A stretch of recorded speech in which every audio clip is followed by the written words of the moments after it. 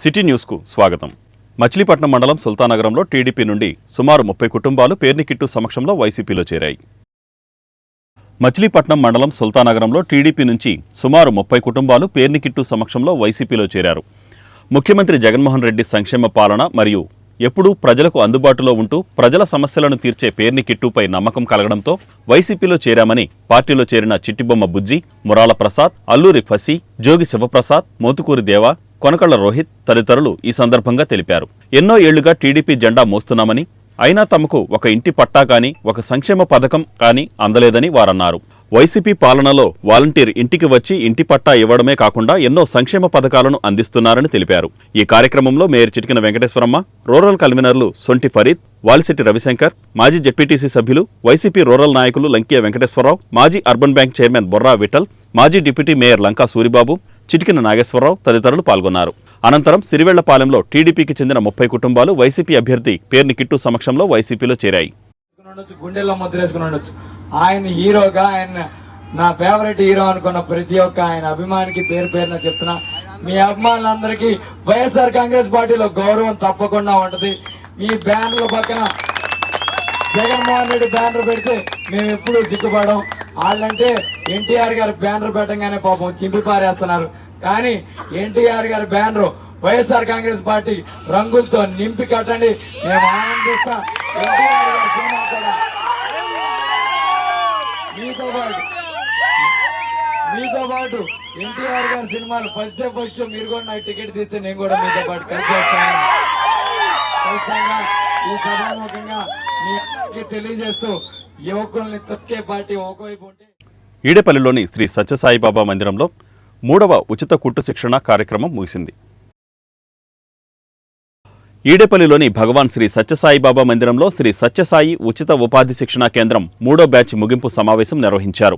ఈ కార్యక్రమాన్ని bank of Baroda senior manager K Kalyani, Satyasai సేవా సంస్థల కృష్ణా జిల్లా సేవాదళ్ మహిళా సమన్వయకర్త శిరీష, విద్యా విభాగ సమన్వయకర్త డి సాయిజ్యోతి జ్యోతి ప్రజ్వలన చేసి ప్రారంభించారు. అనంతరం జరిగిన సభలో వక్తలు మాట్లాడుతూ, ఎక్కడైనా నేర్చుకుంటే కేవలం కుట్టు మాత్రమే వచ్చేదని, సత్యసాయి సంస్థల ద్వారా విలువలు కూడా నేర్చుకుంటారన్నారు. ఈ శిక్షణ కుటుంబానికి, జీవితానికి ఉపయోగపడాలని ఆకాంక్షించారు. ఈ సందర్భంగా 5గురికి స్వామి దివ్యప్రసాదాన్ని, బహుమతులు, ఒకరికి కుట్టు మిషన్ని పంపిణీ చేశారు. ఈ కార్యక్రమంలో సమితి కన్వీనర్ పోతుకూచి ఆంజనేయ కుమార్, జిల్లా అధ్యక్షులు కొమరగిరి చంద్రశేఖర్, మహిళా సమన్వయకర్త బి కాళికాదేవి, ఉపాధ్యాయురాలు ఎస్ నాగమణి, సేవాదళ సమన్వయకర్తలు పాల్గొన్నారు.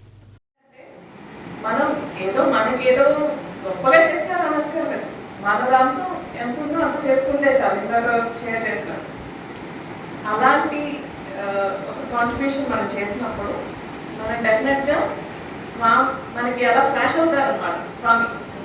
స్వామి ఫ్లాష్ అయిన వెంటనే మనకి ఏమనిపిస్తుంది, ఏం గుర్తొస్తుంది? ఫస్ట్ స్వామి తెలుస్తాం కానీ సేవ గుర్తొస్తుంది. సేవ గుర్తొస్తే ఆటోమేటిక్గా స్వామి సాన్నిధ్యం ఎప్పుడూ మనతోనే ఉంటుంది. స్వామి మనతో ఉంటే ఇంకా మనకి ఏదే ఉంటుంది చెప్పండి. అలాగా ఇవన్నీ ఇవ్వాలి కల్పించాలి. ఇవన్నీ మన కాళ్ళ మీద మనం నిలబడి మన కుటుంబ బాధ్యతే కాదు, సొసైటీ బాధ్యత కూడా మనం షేర్ చేసుకుంటున్నట్టు. సేవ చేస్తే ఆటోమేటిక్గా సొసైటీని కూడా మన రెస్పాన్సిబిలిటీ మనం తీసుకున్నట్టే కదా. సో స్వామి సాన్నిధ్యం ఒక్కసారి మనకు వచ్చిందంటే అది ఎప్పుడు ఇంకా మనల్ని. నవచైతన్య కళా సంక్షేమ సంఘం ఆధ్వర్యంలో ఉచిత కుట్టు శిక్షణా కేంద్రాలు ఏర్పాటు చేయడం అభినందనీయమని బీజేపీ నాయకులు అన్నారు. నవచైతన్య కళా సంక్షేమ సంఘం అధ్యక్షులు దిరిశం బాలకోటయ్య వాడవాడల కుట్టు మిషన్ శిక్షణా కేంద్రాలు ఏర్పాటు చేయడం అభినందనీయమని బీజేపీ నియోజకవర్గ నాయకులు జీవి నగరాయులు పేర్కొన్నారు. అవనిగడ్డలోని 1వ వార్డులోని మండలిపురంలో 7వ ఉచిత కుట్టు మిషన్ శిక్షణా కేంద్రాన్ని నగరాయులు ప్రారంభించారు. మిషన్ను బీజేపీ అవనిగడ్డ మండల అధ్యక్షులు భోగాది చంద్రశేఖర్ ప్రారంభించారు. ఈ సందర్భంగా నగరాయులు మాట్లాడుతూ, వాడవాడల కుట్టు మిషన్ శిక్షణా కేంద్రాలు బాలకోటయ్య ఏర్పాటు చేయడాన్ని అభినందించారు. ప్రతి కుటుంబం ఆర్థిక వనరులను పెంచుకోవలసిన నేపథ్యంలో మహిళలు ఆర్థికంగా ఎదగడానికి ఈ శిక్షణా కేంద్రాలు ఎంతగానో దోహదపడతాయన్నారు. ఈ కార్యక్రమంలో శిక్షణా కేంద్రం ట్రైనర్ కోట రమాదేవి, కమ్మిలి అన్నపూర్ణ, 7వ శిక్షణా కేంద్రం అధ్యక్షురాలు కోడూరు నాగలక్ష్మి, ఉపాధ్యక్షులు పడమట నాగలక్ష్మి, కార్యదర్శి పడమటి ఈశ్వరమ్మ, సంయుక్త కార్యదర్శి బడే లక్ష్మి, ట్రెజరర్ బెల్లంకొండ నాంచారమ్మ తదితరులు పాల్గొన్నారు. ఈ రోజున మహిళలు చైతన్యంగా ఉన్నటువంటి పరిస్థితి, ఇవాళ ఆర్థిక వనరులను పెంచుకోవాల్సిన అవసరం ఉంది. ఇవాళ తెల్లారి లెగిసిన దగ్గర నుంచి కూడా సాయంత్రం వరకు కూడా వేలాది రూపాయలు ఖర్చు అయిపోతుంది చిన్న కుటుంబానికి కూడా. అంటే ఖర్చులు ఆ రీతిలో పెరిగిపోయినటువంటి పరిస్థితిలో సక్రమైనటువంటి పద్ధతిలో వాళ్ళ కాళ్ళ మీద వాళ్ళ కాళ్ళ మీద వాళ్ళే నిలబడి ఆదాయ వనరులను సమకూర్చుకోవడానికి ఈ కుట్టు మిషన్ ట్రైనింగ్ అనేది చాలా ఉపయోగపడుతుంది. ఇవాళ సామాన్యంగా ఇవాళ ఎంబ్రాయిడరీ కూడా వచ్చింది. ఇవాళ ఎంబ్రాయిడరీలో కూడా చాలా ఖరీదుగా ఉన్నటువంటి పరిస్థితి మనం చూస్తున్నాం. ఇవాళ అనేక ఫంక్షన్లకి వేలాది రూపాయలు వెచ్చించి ఫంక్షన్లో మహిళలు ధరిస్తున్నారు. కానీ దానికి దీంట్లో చాలా ఖర్చు పెట్టి కొనుక్కోవాల్సి వస్తుంది. అందరూ కూడా కుట్టించుకుంటున్నారు. కాబట్టి అది చాలా ఆదాయంతో కూడుకున్నటువంటి పరిస్థితిగా ఈ రోజున ఉంది. కాబట్టి ప్రతి ఒక్కళ్ళు కూడా కుట్టుకున్నట్టయితే ఆ వనరులను పెంచుకోవచ్చు. అట్లాగే ఎంబ్రాయిడరీ విషయంలో కూడా కొన్ని మీరందరూ కూడా కలిసి ఉండి ముందుకు వచ్చే లెక్కైతే కొన్ని శిక్షణ కార్యక్రమాలు కూడా ఇప్పించడానికి అవకాశం ఉంది. అట్లాగే ఇవాళ నరేంద్ర మోడీ గారు భారత ప్రధానిగా ఉండి మన విశ్వకర్మ జయంతి సెప్టెంబర్ 17వ తారీఖున విశ్వకర్మ జయంతి రోజున అన్ని చేతి వృత్తుల వారికి మరి చేనేత, వడ్రంగ, కమ్మరి, కొమ్మరి, సాకలి, మంగలి, మరి అట్లాగే చర్మకారులు, ఇట్లా అన్ని వృత్తులతో పాటు చేతి వృత్తులతో పాటు అగ్నికుల క్షత్రియులు పడవలు వేసుకుని సముద్రంలో వేటలాడతారు. అట్లా గీత కార్మికులు, అట్లా చేతితో పనిచేసేటువంటి వ్యక్తులందరికీ కూడా ఈ టైలరింగ్ కానీ కుట్టు మిషన్లు కాకుండా మరి ఇంకా చాలా చేతి పనులు ఉన్నాయి. ఇందా చెప్పినట్టుగా ఈ భవన కార్మికులందరూ కూడా ఇందుట్లో 18 రకాల వాటిలో వస్తారు. వాళ్ళకి వేలాది కోట్ల రూపాయలు వెచ్చించారు. ఇందులో శిక్షణ తీసుకుని సబ్సిడీ తీసుకుని వాళ్ళు స్వయం కృషితో మండలీపురం కాలనీ ఇక్కడికి ప్రారంభించటం నవ చైతన్య కళా చైతన్య సమితి తరఫున ఇవి బాలకోటయ్య గారు ఆధ్వర్యంలో 7వ బ్యాచ్ ఇది. మరి మహిళలు ప్రతి ఉత్సాహంగా కూడా వచ్చి అందరూ కూడా నేర్చుకోవడం జరుగుతుంది. ఇది 7వ బ్యాచ్. మరి ఇంకా బాగా నేర్చుకుని మీ మహిళలందరూ కూడా అలా సొసైటీ తరఫున సర్టిఫికేట్లు ఇచ్చిన తర్వాత మేము కూడా కేంద్ర ప్రభుత్వం కానీ రాష్ట్ర ప్రభుత్వం తరఫున కానీ మరి అడిగి మీతో పెట్టించి కాగితాలు మిషన్లు వచ్చేటట్టుగా కూడా మేము కూడా మా వంతు మేము చేస్తామని కూడా. మండలీపురం సింహాద్రి నగర్ అనే ప్లేస్లో 7వ బ్రాంచి ఏర్పాటు చేయడం జరిగింది.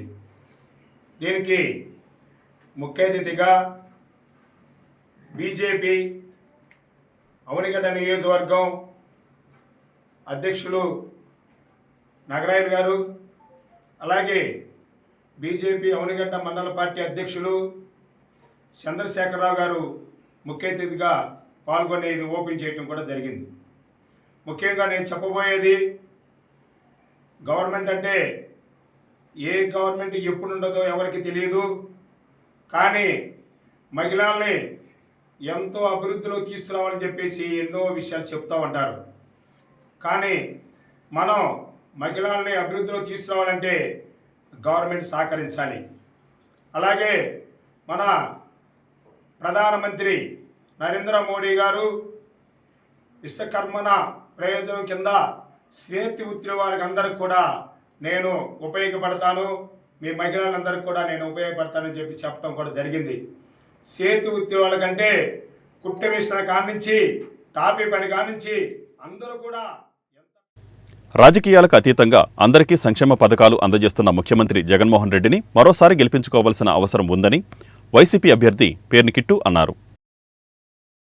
రాజకీయాలకు అతీతంగా అందరికీ సంక్షేమ పథకాలు అమలు చేస్తున్న ముఖ్యమంత్రి జగన్మోహన్ రెడ్డిని మరొకసారి గెలిపించుకోవాల్సిన అవసరం ఉందని వైసీపీ అభ్యర్థి పేర్నికిట్టు అన్నారు.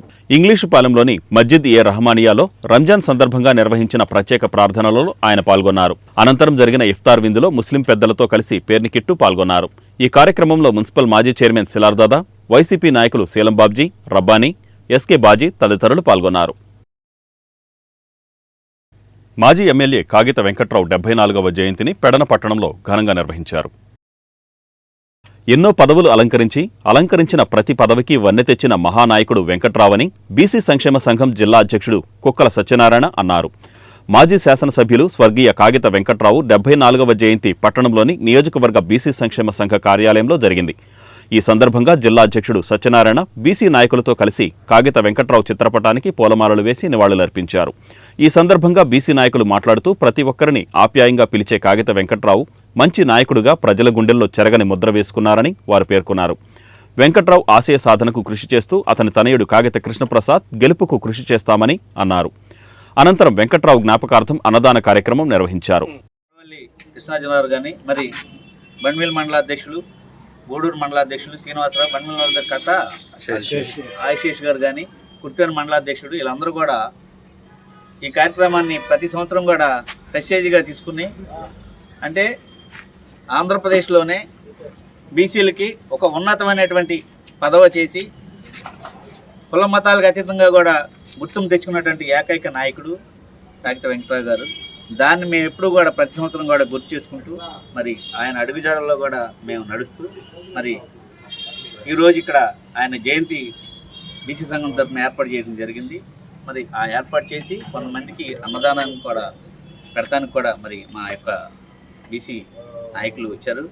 మరి ఆయన సిపిఎఫ్ గాను, అదే టీడీ బోర్డు చైర్మన్ గాను ఉన్నత పదవులు అలంకరించినటువంటి రాయత వెంకట్రావు గారు, మరి ఈరోజు వాళ్ళ తనయుడు రాయత కృష్ణప్రసాద్ గారు కూడా 2019 ఎలక్షన్ నుంచి ఓడిపోయారు. మరి ఇప్పుడు ప్రజెంట్ కూడా ఈయన ఇక్కడ ఎమ్మెల్యే క్యాండిడేట్గా టీడీపీ మరియు పెడన నియోజకవర్గ శాసనసభ్యులు, మాజీ శాసనసభ్యులు, ప్రభుత్వ చీఫ్ కాగితే వెంకట్రావు గారు 74వ జయంతి సందర్భంగా ఇక్కడికి ఇచ్చేసినటువంటి ముఖ్య అతిథులు జిల్లా అధ్యక్షుడు కుక్కల వీర సత్యనారాయణ గారికి, రాష్ట్ర ఉపాధ్యక్షులు పావర్ చంద్రశేఖరరావు గారికి, నియోజకవర్గ అధ్యక్షులు బొర్రా కాశీ గారికి, గొడవల కృష్ణార్జున గారికి, సూరగారి బ్రహ్మం గారికి ధన్యవాదాలు తెలియజేస్తున్నాను.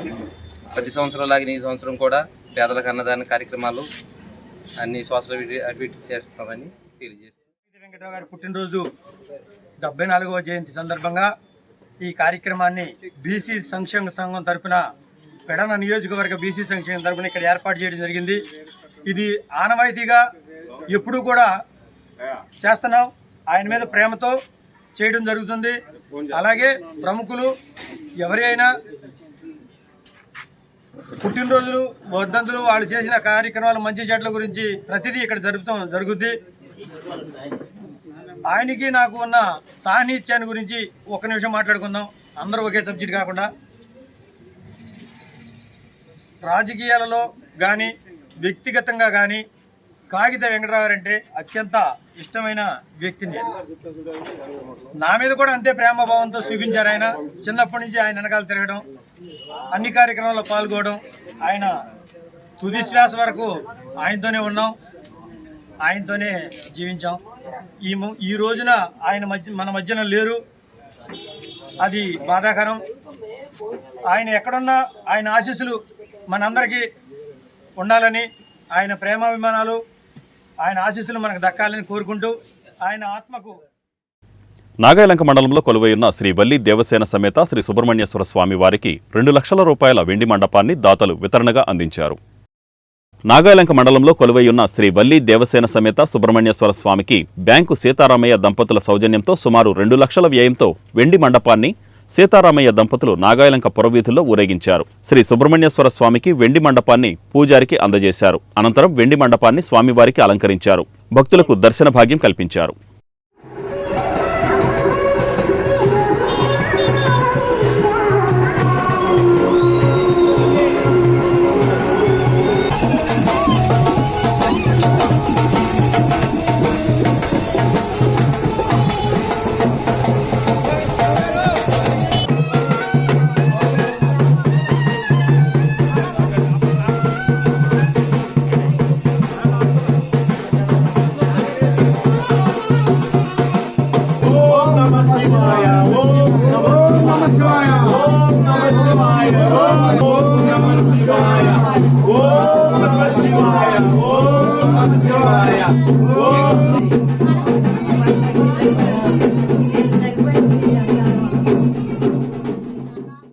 పెడన నియోజకవర్గ టీడీపీ అభ్యర్థి కాగిత కృష్ణప్రసాద్ సతీమణి కాగిత శిరీష పోలవరంలో ఎన్నికల ప్రచారం నిర్వహించారు. పెడన నియోజకవర్గం తెలుగుదేశం, జనసేన, బీజేపీ ఉమ్మడి ఎమ్మెల్యే అభ్యర్థి కాగిత కృష్ణప్రసాద్ సతీమణి కాగిత శిరీష పోలవరంలో ఎన్నికల ప్రచారం నిర్వహించారు. ఈ సందర్భంగా సూపర్ 6 పథకాలను ఇంటింటికి వెళ్లి కాగిత శిరీష ప్రజలకు వివరించారు. ఈ సందర్భంగా ఆమె మాట్లాడుతూ రానున్న సార్వత్రిక ఎన్నికల్లో ప్రజలందరూ తెలుగుదేశం, జనసేన, బీజేపీ ప్రభుత్వాలకు మద్దతు తెలపాలని కోరారు. ఇంటింటికి తిరిగి శంఖారావం కరపత్రాలను పంపిణీ చేశారు. ప్రతి ఒక్కరూ సైకిల్ గుర్తుపై ఓటు వేసి కాగిత కృష్ణప్రసాద్ని అఖండ మెజారిటీతో గెలిపించి జనసేన, తెలుగుదేశం, బీజేపీ ప్రభుత్వాన్ని అధికారంలోకి తీసుకురావడానికి కృషి చేయాలన్నారు. ఈ కార్యక్రమంలో టీడీపీ మండల అధ్యక్షులు పోతన స్వామి, బీజేపీ మండల అధ్యక్షులు కోలపల్లి రజని, గోపి నాగబాబు, జనసేన నాయకులు బొమ్మిడి భగవాన్ తదితరులు పాల్గొన్నారు. కాంగ్రెస్ పార్టీ మాత్రమే ఏపీకి ప్రత్యేక హోదా ఇవ్వగలదని పార్టీ జిల్లా ఉపాధ్యక్షుడు శివాజీ పేర్కొన్నారు. కాంగ్రెస్ పార్టీ మాత్రమే ఏపీకి ప్రత్యేక హోదా ఇవ్వగలదని పార్టీ జిల్లా ఉపాధ్యక్షుడు కానుకోలను శివాజీ పేర్కొన్నారు. కాంగ్రెస్ పార్టీ జిల్లా కార్యాలయంలో జరిగిన కార్యక్రమంలో ఆయన మాట్లాడుతూ ప్రాంతీయ పార్టీలన్నీ బీజేపీకి కొమ్ము కాస్తున్నాయన్నారు.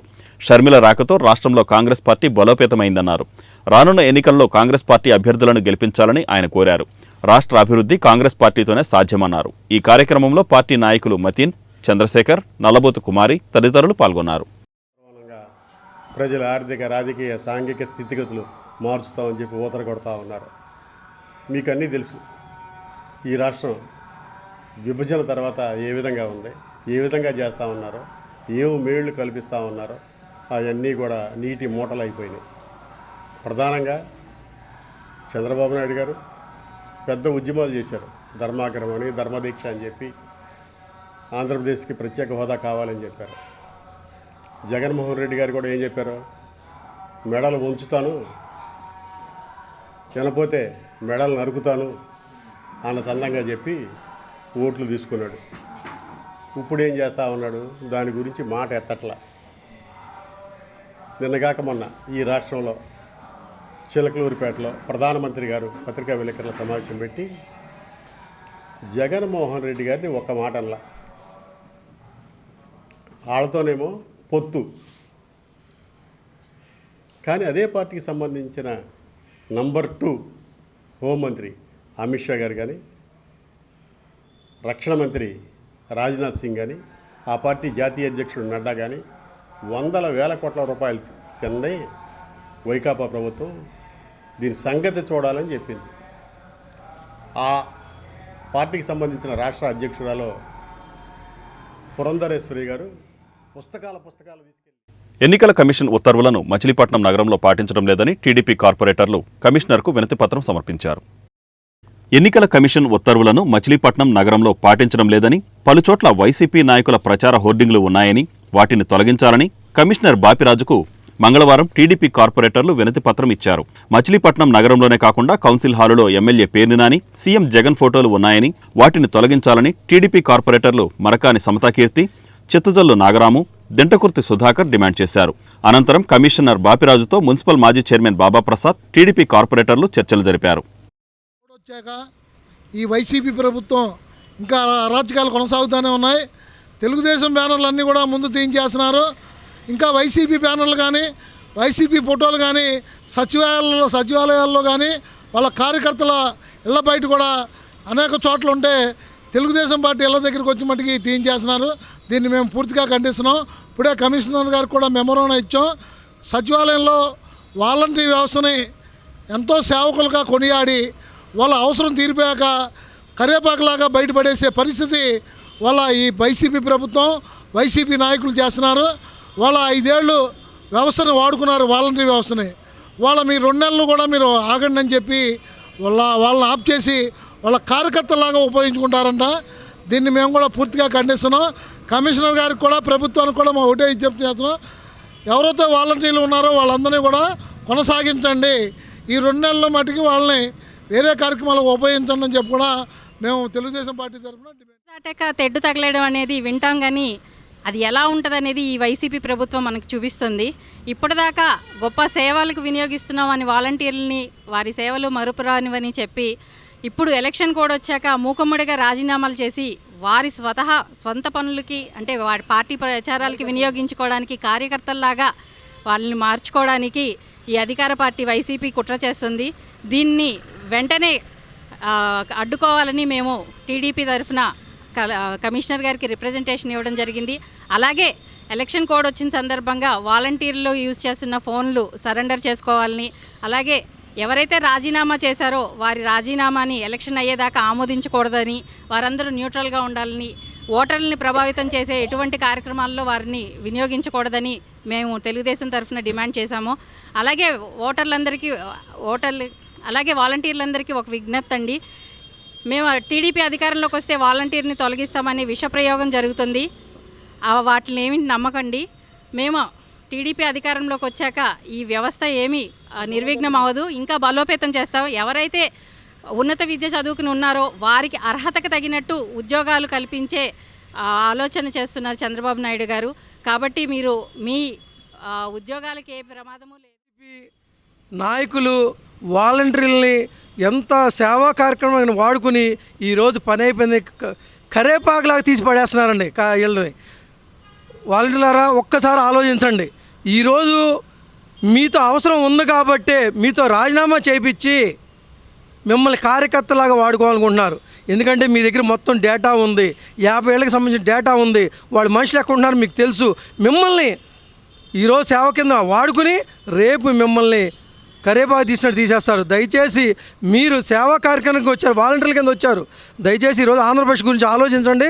వాలంటీర్లు ఒకసారి ఆంధ్రప్రదేశ్ గురించి ఆలోచించండి, మీ పిల్లల భవిష్యత్తు గురించి ఆలోచించండి.